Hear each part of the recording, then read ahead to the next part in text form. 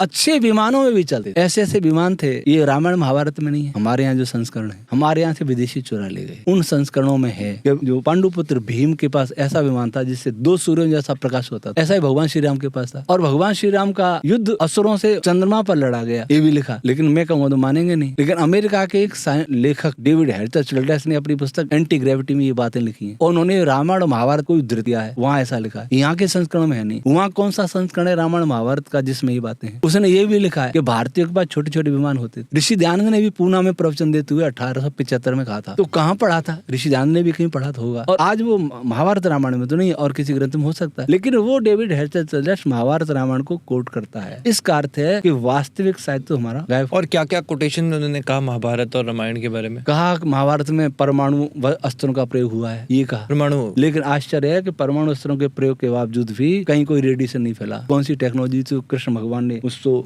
कुरुक्षेत्र के मैदान तक सीमित कर दिया। मतलब आप कह रहे हैं कि न्यूक्लियर वेपन यूज किया गया उस टाइम पर भी? हाँ, आर्य समाज का गुरुकुल है झज्जर, वहाँ आज भी 250 हथियारों के अवशेष इकट्ठे किए हुए। स्वामी ओमानंद जी थे उस गुरुकुल में, वो पुरातत्ववेत्ता थे और दिल्ली यूनिवर्सिटी से फिजिसिस्ट को बुला करके जांच कराई तो उन्होंने पता लगाया कि इसमें रेडिएशन का प्रभाव है। और हम पढ़ते तीर तलवारों से।